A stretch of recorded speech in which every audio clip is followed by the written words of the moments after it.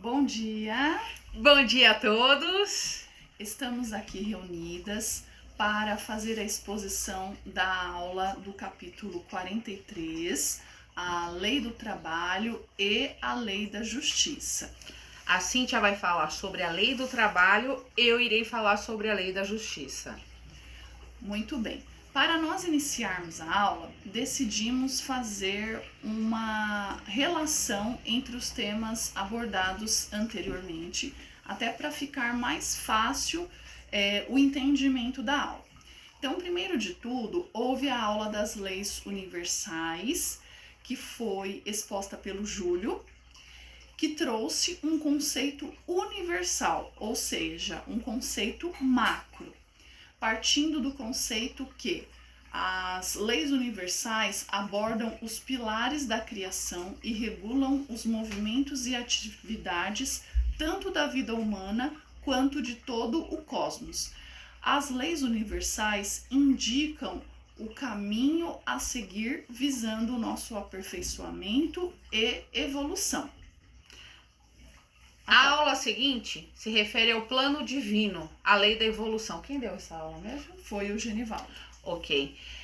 A finalidade dela, com base na filosofia espírita, tendo como referência o Livro dos Espíritos, a lei da evolução se dá progressivamente, à medida em que um espírito simples e ignorante que somos, caminhamos para Deus, em busca da perfeição, não é? Mas essa perfeição, o nosso Pai é tão amoroso que ele entende que ela é progressiva e gradativamente, sendo cada um a sua forma. E, finalmente, então, chegamos à aula de hoje, que vai trazer as diretrizes para a evolução individual. Então, nós tínhamos um conceito macro, que é das leis universais, depois partimos para a finalidade, que é a lei da evolução, e por fim, as diretrizes para a evolução individual, ou seja, o conceito micro, o conceito individual. E assim, vamos fazer abordagem sobre as leis morais, iniciando, como dissemos anteriormente, pela lei do trabalho e a lei da justiça. Para a reflexão inicial,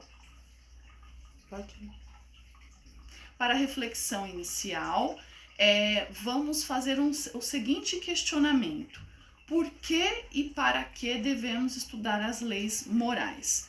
O objetivo dessa reflexão inicial é que nós tenhamos esta pergunta em mente para que no decorrer da aula nós consigamos responder a esta questão. Leis morais. Nós vamos fazer a abordagem das leis morais com base no capítulo 3º do Livro dos Espíritos. E aí existe a primeira questão, que é a 614, que pergunta o seguinte: que se deve entender por lei natural? A lei natural é a lei de Deus, é a única verdadeira para a felicidade do homem. Indica-lhe o que deve fazer ou deixar de fazer, e ele só é infeliz quando dela se afasta. Ou seja, a lei natural é o nosso objetivo, a lei divina é o nosso objetivo. No caso, seria a prática das leis divinas é o nosso maior objetivo. No segundo item, no item 615, é eterna a lei de Deus? Eterna e imutável como o próprio Deus.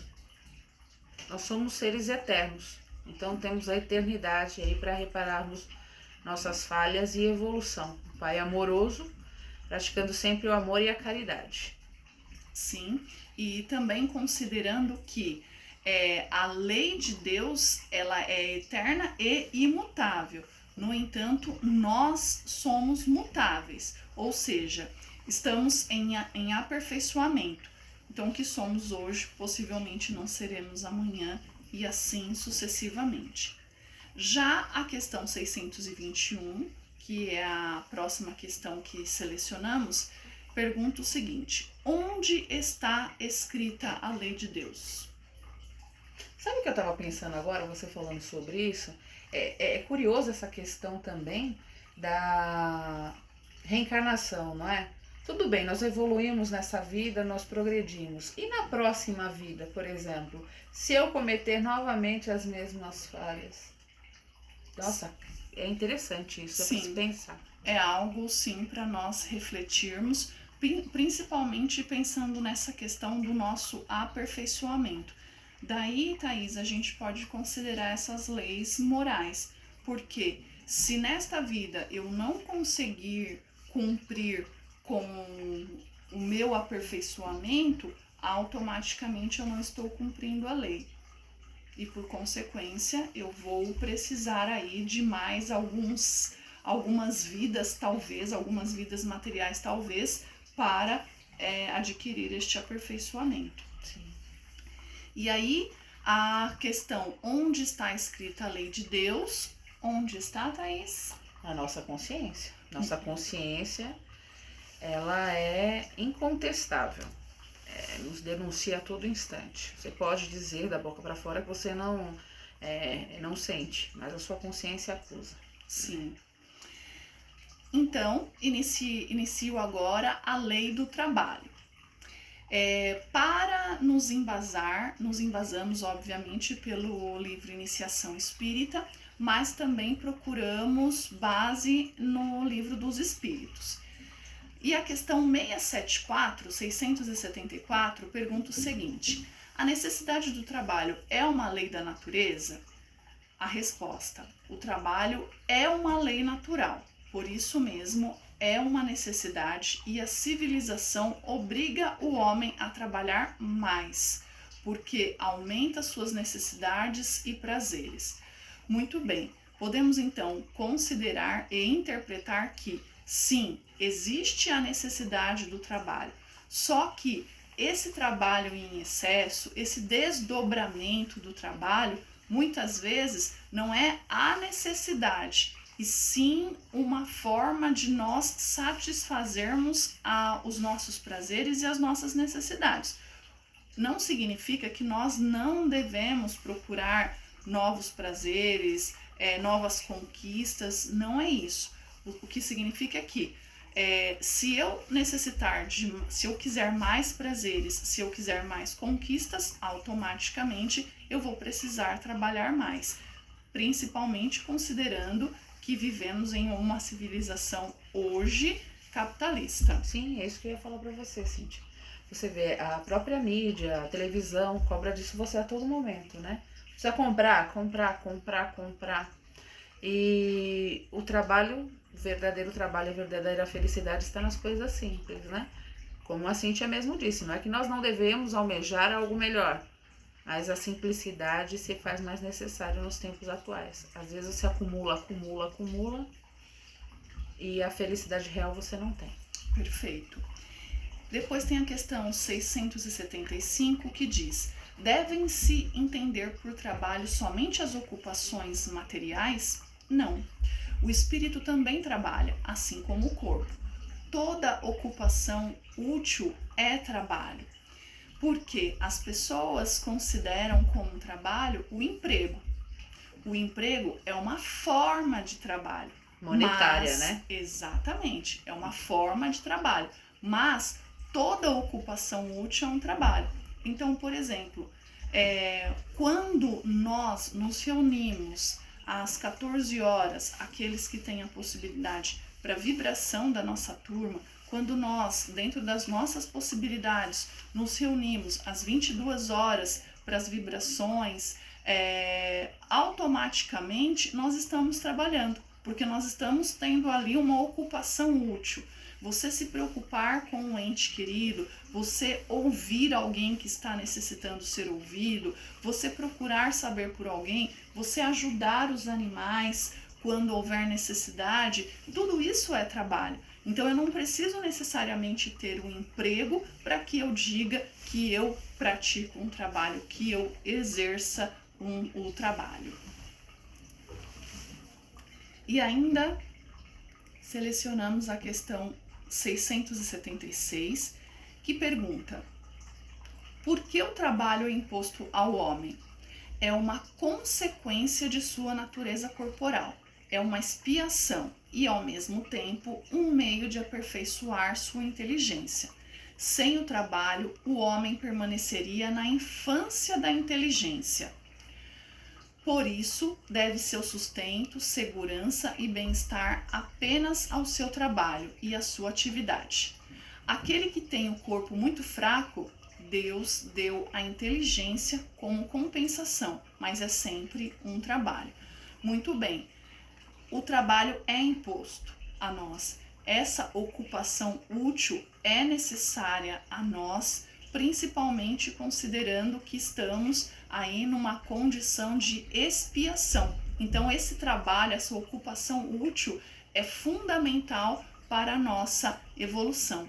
E quando ele aborda aqui, sem o trabalho, o homem permaneceria na infância da inteligência, ele considera o seguinte: se nós compararmos uma criança que está lá iniciando sua vida escolar, naquele momento ela não consegue ainda reconhecer a importância desse ciclo escolar. Ela não consegue compreender, porque ela ainda está na infância da inteligência. A partir do momento que ela vai amadurecendo, que ela vai reconhecendo as suas responsabilidades, automaticamente ela vai começando a considerar ali a importância do seu ciclo escolar. E além disso, nessa questão, deixa claro que aqueles que, no caso, por exemplo, não têm condições, têm de repente alguma deficiência, alguma impossibilidade de agir com um trabalho físico, talvez, ainda assim Deus o permite agir por meio da sua inteligência. Cíntia, um parênteses. Você vê que interessante isso, né? Antigamente, se ouvia dizer, né? Eu ouvia muito a minha avó dizendo assim: olha, morreu o porteiro. Era bonito isso, né? Você ficar muitos anos numa empresa e se aposentar nela. E se você fizer uma análise dos tempos de 20 anos atrás para hoje, mudou totalmente a questão da responsabilidade com o trabalho. O porteiro antes tinha a responsabilidade de abrir o portão, né? Ou abrir a porta pro condômino. Hoje não, ele já faz controle de entrada, ele já faz uma série de coisas. É assim, as atribuições foram ganhando mais responsabilidade. Sim. E muitas pessoas não estão preparadas para isso. A gente vê a questão do comodismo, a questão realmente daquela inadequação para esse novo, não é? Que foi um boom de uns anos para cá. E a gente vê que a questão da evolução, essa transição planetária, está bem forte mesmo. Hoje nós somos obrigados a pensar. O trabalho intelectual também é de suma importância. Sim, perfeito. Existe até um teórico que faz aí uma abordagem sobre o ócio criativo, não é? Domênico De Masi. Exatamente. Então quer dizer, para que eu possa estar em atividade, eu não preciso necessariamente estar me desdobrando, me movimentando. A partir do momento que eu estou exercendo a minha criatividade, que eu estou exercendo a minha reflexão para um bem, né? Para algo útil, automaticamente eu já estou exercendo o trabalho. E você sabe como chama isso na Itália? Don te far niente, o dom de não fazer nada. É na sua ociosidade que vem as suas principais criatividades. Muitas pessoas têm ideias relâmpagos no banho. Tá tomando banho, lá vem a ideia relâmpago. Muito bem. E a lei do trabalho por meio do conceito histórico. A palavra trabalho vem do latim tripalium, composta por tri, três, e palum, madeira.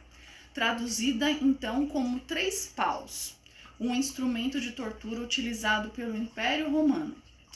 Inicialmente, o trabalho era egoísta e exclusivista, ou seja, o trabalho ele estava direcionado somente à necessidade, à sobrevivência. Então, produzia aquilo que era necessário para si, sim, por esse motivo considerado exclusivista.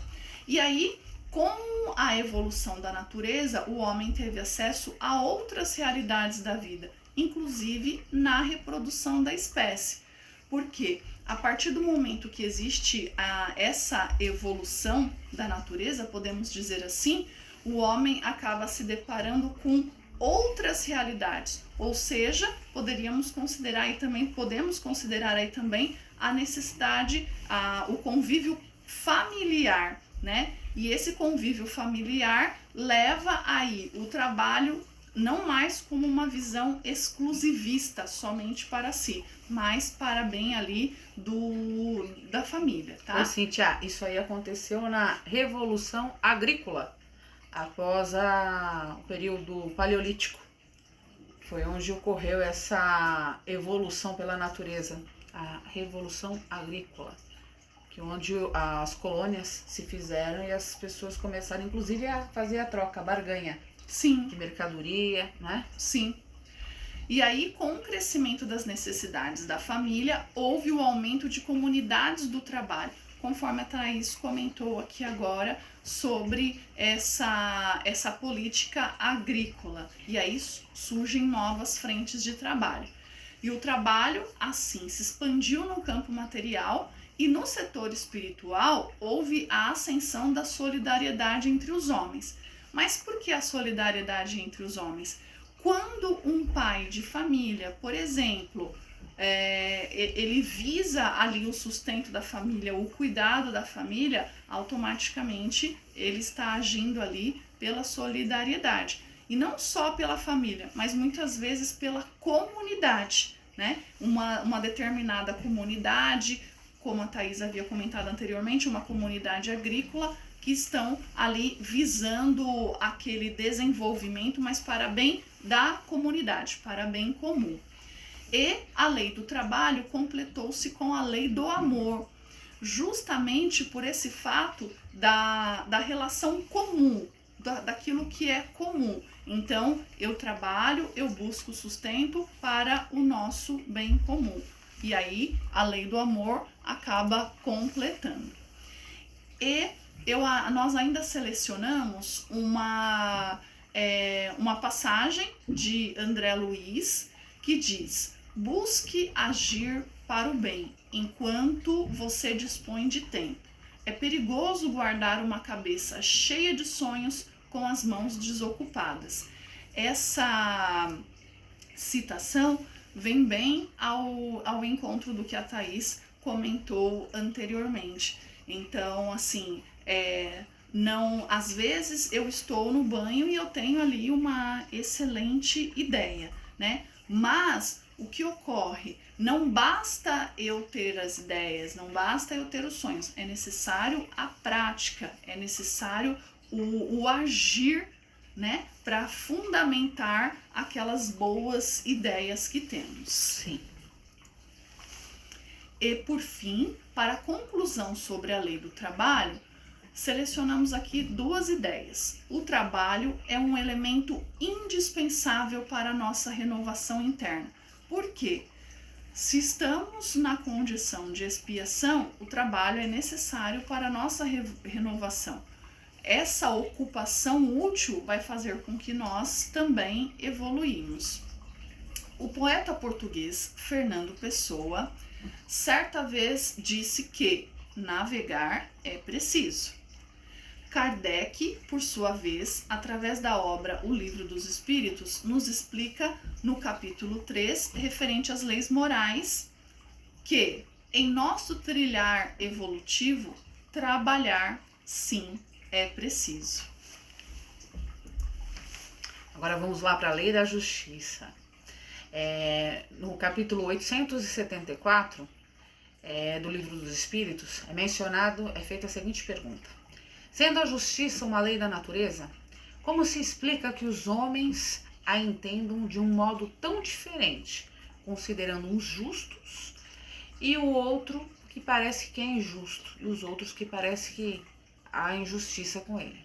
A resposta foi: é porque esse sentimento se mistura a paixões que o alteram, como sucede a maior parte dos nossos sentimentos naturais, fazendo que os homens vejam as coisas por um prisma falso, o véu das ilusões. Nós vemos as nossas verdades através da nossa ótica, e nem sempre é verdadeiro, né, Cíntia? Sim. Em seguida, tem uma outra pergunta: como se pode definir a justiça? Resposta: a justiça consiste em cada um respeitar o direito alheio. O meu direito começa quando termina o seu, e assim por diante, né? O próximo questionamento. Fora do direito consagrado pela lei humana, qual a base da justiça fundamentada à lei natural? Disse o Cristo: queira cada um para os outros o que queria para si mesmo. Não faça ao outro o que você não quer que faça para si, não é? No coração do homem imprimiu Deus a regra da verdadeira justiça, fazendo que cada um deseje ver respeitados os seus direitos, na incerteza de como deva proceder com o seu semelhante em dada circunstância. Trate o homem de saber como quereria que com ele procedessem em circunstâncias idênticas. Guia mais seguro do que a própria consciência não lhe poderia Deus lhe haver dado. Que interessante, não é? Mas assim, pouco tempo, ainda bem que Jesus veio para quebrar isso, né? Porque na lei mosaica, a lei de Talião, que fala, né, olho por olho, dente por dente, tem muitas pessoas ainda que vivem nessa realidade, não é? Ainda bem que Jesus veio e quebrou com o amor essa lei, né? E é muito difícil, não é mesmo, Thaisa, a gente ter essa empatia. Esse eu acho que é um dos nossos maiores desafios, porque conforme foi dito anteriormente, cada um vê as situações pelo seu viés, pelo seu prisma. Então pode ser que para mim aquilo seja extremamente injusto, mas pode ser que para ela aquilo é justo. Só que a gente só vai ter noção se aquilo é realmente justo quando eu me colocar no outro, quando eu me colocar na condição do outro e me autoavaliar. Será que se eu tivesse no lugar dela, eu gostaria que isso tivesse acontecido? Como eu agiria? E com a maturidade a gente vê que não adianta ficar discutindo, né, Cíntia? Em momentos assim, quando um se acha com a razão, o outro acha que está com a razão, é melhor o afastamento temporário até que a outra parte reflita, você tenha tempo de refletir para depois conversar. Porque se você vai no auge das emoções, não se resolve nada. Um tenta explicar, piora mais, e acaba não se resolvendo, não é? Sim. É melhor o afastamento, por vezes. A lei da justiça. É a lei da justiça que comanda. É essa lei que vai orientar o espírito humano em seu trabalho para a conquista da perfeição dentro da lei da evolução. O amor, não é?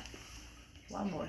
Sim, e é importante nós ressaltarmos que nós estávamos realizando alguns estudos que, apesar de, nesta bibliografia do Iniciação Espírita, a lei da justiça ser abordada de forma isolada, a lei da justiça ela está totalmente vinculada à lei da caridade e à lei do amor. Sim.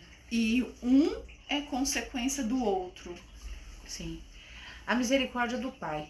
Com base na lei da justiça, sendo esta divina, a fim de termos a oportunidade do aperfeiçoamento, Deus, em sua infinita misericórdia, nos concede o esquecimento das vidas anteriores. Olha, imagina, nós lembrarmos nos nossos desafetos dentro da nossa própria casa, do que aconteceu, ou até mesmo do que nós fizermos, né? Isso seria realmente muito pesado. Em cada encarnação, utilizamos apenas alguns aspectos de nós mesmos. Olha que interessante, eu não sou eu mesmo por inteiro, na íntegra, né? Sou uma centelha daquilo que já fui ou daquilo que serei. Interessante. Princípio das responsabilidades. Com a reencarnação, no processo que nós temos, né? Para reencarnar, demorado o processo, nós aceitamos vários compromissos, não é? E dentro desses compromissos são as responsabilidades. Lá nós sabemos as grandes verdades e nos responsabilizamos por isso. Quanto maior a evolução, tanto maior a responsabilidade, pois mais clara é a capacidade do nosso livre-arbítrio. Por vezes temos conhecimento, a rebeldia às vezes fala mais alto, mas nós temos, não gosto dessa questão, nós temos, como livre-arbítrio e como ser livre, nós temos que ter realmente a liberdade de pensamento e através dela nós vamos alcançar a nossa evolução. E através disso termos o conhecimento de causa e, sobretudo, ação e reação. Cada ação vai surtir uma reação, tanto positiva quanto negativa. A conclusão principal sobre a lei da justiça que nós consideramos: muito será exigido daquele a quem foi muito dado, e daquele a quem muito foi confiado, mas ainda lhe será exigido. Novamente a mesma questão, não é? Então, não adianta, no final, não adianta você falar que, como diz Platão, só sei que nada sei. Não é bem assim, não é? Para algumas coisas isso serve, para outras não. Conclusão sobre as leis morais. Perdão, Sócrates. Devemos estudar e praticar os fundamentos das leis morais para termos referência às orientações necessárias para nortear nossas ações para o nosso aperfeiçoamento, a fim de aproximar-nos de Deus e, consequentemente, da verdadeira felicidade. Essa a gente havia feito uma pergunta inicial e aí, ao final, nós mesmas fizemos aí, nós respondemos a questão para que a gente pudesse realmente compreender qual era o fundamento desse nosso estudo, qual é o fundamento da prática das leis morais, né? Então, para que a gente para que possamos nos aperfeiçoar, automaticamente devemos estar de acordo com as leis morais. E para finalizar, vamos deixar, na verdade, uma reflexão individual, porque todo e qualquer estudo, ele acaba tendo fundamento quando nós conseguimos refletir sobre aquilo. E aí, considerando o nosso processo de reforma íntima, é quando essa reflexão, quando a gente consegue fazer uma autoavaliação, na verdade. E aí, como questão para esta autoavaliação, nós deixamos o seguinte questionamento: como eu estou perante as leis do trabalho e da justiça? Como que eu estou me comportando? Será que eu estou caminhando a favor do cumprimento destas leis ou ainda temos muito a melhorar? Fica essa reflexão individual. Ô Cíntia, será que nós estamos usando verdadeiramente aquele dom que Deus nos deu ou estamos procrastinando? A palavra do momento é procrastinação, não é? Todos os dias você acorda cheio de ideias, de inovações. Você coloca em prática aquilo que você anotou, que você marcou como projeto do dia? Então, isso também faz parte da lei do trabalho e da justiça até mesmo. Vamos pensar nisso também. Sim. Dessa forma, nós finalizamos aqui a nossa exposição. Esperamos ter contribuído com mais este conhecimento, que nós tenhamos conseguido levar um pouquinho aí de esclarecimento para essa nossa autoavaliação, né? Que esse é o maior objetivo. Muito obrigada pela atenção e pela compreensão de todos. Agradecemos a oportunidade. Juntos somos mais fortes. Muito bem.